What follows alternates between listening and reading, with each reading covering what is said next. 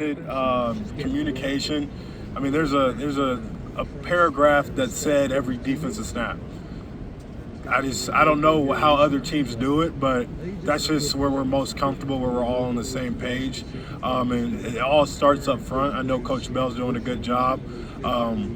Just super appreciative of those D line. If I'm getting blocked every play, I can't do much. I mean, if a guard's in my lap every play, there's not a lot I can do. And so those guys up front, keeping them off me. Me and Nick, we appreciate them. I think we need to take them to like a steak dinner before the season starts. But there's so many of them, and they eat so much. Might start at Applebee's or something a little cheaper, bottomless apps or something. Well, I think that the whole Stella's.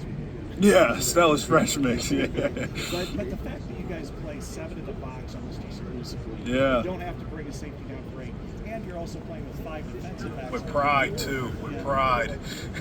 What does that 2-gap do for you Yeah. and for the defense? Because it has to be a selfless position to be a defensive Yeah. tackle. You're getting 3 tackles. Yeah, exactly. And I think it's selfish, but it's also look at our D line at the next level. So the people who understand football appreciate it. Yeah, the average fan who looks up sacks and tackles for losses and go get it. But some tells me the Steelers like what they got in Logan Lee. Some tells me Las Vegas likes what Noah Shannon's doing up there. And so those guys get rewarded after. But yeah, it allows us to protect our 2-high shell. Anytime I can keep Xavier Wampa and Quinn Schulte up high, helping the corners, I'm gonna do that every time. And me and Nick, we take it with pride. We don't need an extra guy in the box. Quinn Schulte's here to guard the pass. We didn't. If we needed another run stopper, we just put another linebacker on the field. So we take pride with playing with a light box, but obviously can't do that without the guys up front. And it takes you got to work those gaps. You got to know how to set up guards. You got to know how to rock back. I mean, Coach Wallace, he preaches that the moment you step on field. Jay, obviously you've had a lot to say about Quinn Schulte over the last, just going back to last year. How cool is that to walk the field here with him and media days? Yeah. To be transparent with you, ever since I got on the leadership council or whatever, Quinn Schulte's got my vote for captain. I mean, since the day I could start voting. And so I've always voted for Quinn. I've always seen him as a leader. I mean, the guy shows up every day.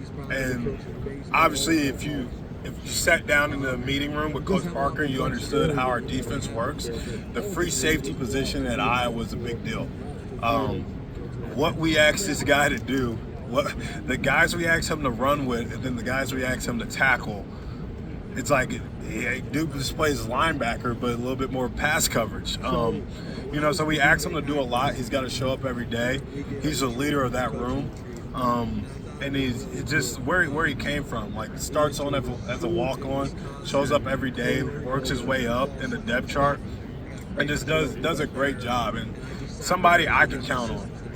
If these dudes come out in a crazy formation where the offensive lineman's out about to catch a pass and the quarterback's lined up a receiver, I'm looking at Quinn Schulte before I look to the sideline. I mean, that's the type of guy he is. If any answer I need answered, he's the guy I'm going to first. As far as outfits go, you or your dad today? What do you think? I'd probably give it to my dad. Dude had like a pinstripe, baby blue. I told him he looked like he was ready for draft day. Like, I don't know. He must. Dude's like 5'10". He thinks he's a first day pick. I told him he could have got dressed in some sweats.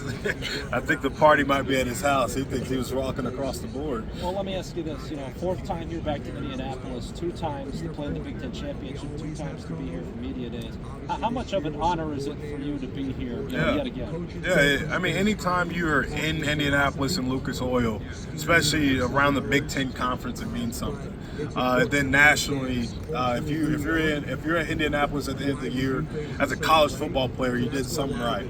And so I don't take it for granted. Anytime you're in here, it's important. And it's probably an elite group of people that are in Lucas Oil. So just happy to be a part of the other teams and the other leaders that were chosen to be here. Do you think time you'll see these guys will be in your house in a couple months in Nebraska. Just speak to the excitement of that matchup, also being on the national stage. Yeah. And NBC that year and this upcoming season. Yeah, it's cool in 2024 that we're still playing in a competitive rivalry. You have two programs with lots of history, lots of legacy, and it's cool that we're doing the exact same thing today. You know, historically they get our best game and we're going to get their best game. That's what the recipe of a good matchup is, and we want the game bad, they do as well. And you know, I'm sure there's going to be some back and forth on social media that gets things going, but yeah, it's fun to play in games that mean something. It's fun to play meaningful Big Ten football. I think that's every kid's dream. Do you think an appearance in the 12-team college football playoff is a realistic expectation? Oh, definitely. I mean, I feel like if you're in the Big Ten championship, there's a high chance you're a part of that 12. I might be a little biased there, but I mean, and it kind of just starts one week at a time. I mean, our goal is to win the Big Ten championship. That's our number one goal first.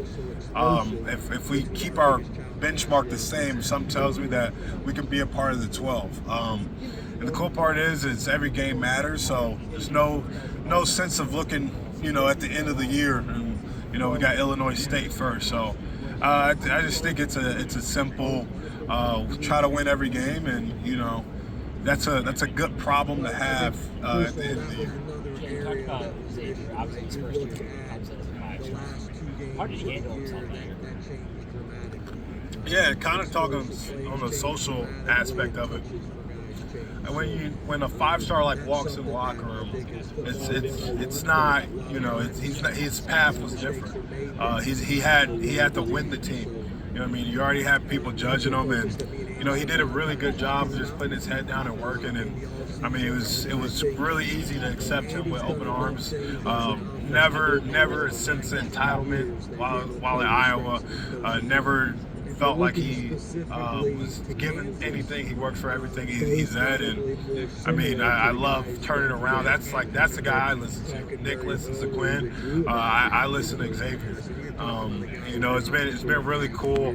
You know, getting to know that guy. His thumb was messed up, and it's really hard to give me a signal when your thumb's in a case that doesn't move. So we got pretty close real quick, because if I don't know the call, I'm freaking out, and I don't like when I don't know the call. So he had to change his signaling using one hand, and we just like little stuff like that. It brought us closer together, and I just think he's done a great job. He's one of those guys who. He acts a little bit older than what he is. His leadership abilities, he's coachable. Like, for a young guy to be able to look Coach Parker in the eye, get the constructive criticism, and say yes sir and go fix it. Like, it takes a special individual to do that. And I think you know, he'll have a good year for sure. You know, he's definitely deserved it. He's put in a lot of work.